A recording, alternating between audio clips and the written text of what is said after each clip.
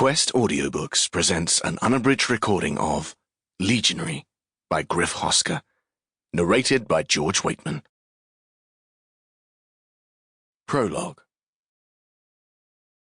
The pigs began to die. That was, looking back, the day that my life changed from its predictable course. I can view that time a little more dispassionately now, for I have lived through events that were more important. At the time, however, I thought that my world had come to an end.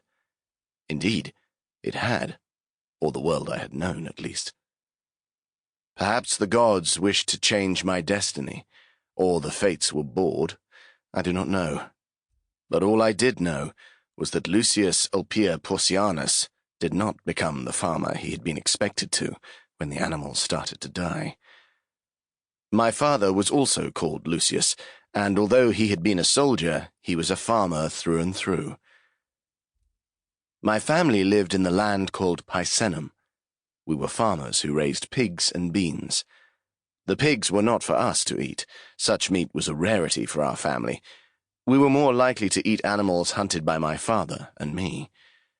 We were now Roman citizens, but it had been in the last 2 generations when that had happened. My father told me that his grandfather had been of the Piceni tribe. I had grown up feeling Roman. My father had served in the legions, and he had fulfilled his obligations. According to him, he had only had to draw his spear in anger once. All that remained of his service now were his helmet and his sword and scabbard. When we hunted for food, we used a sling or a bow.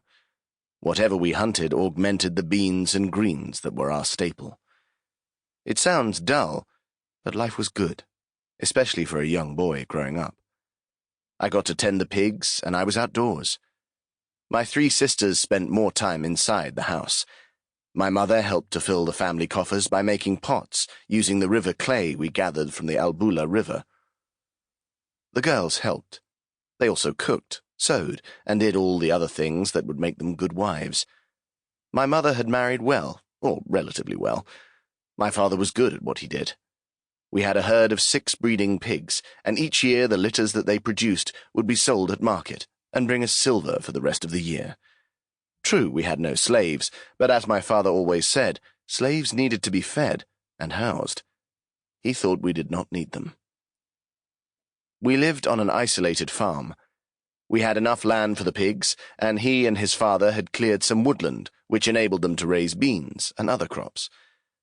The dung from... Sample complete. Ready to continue?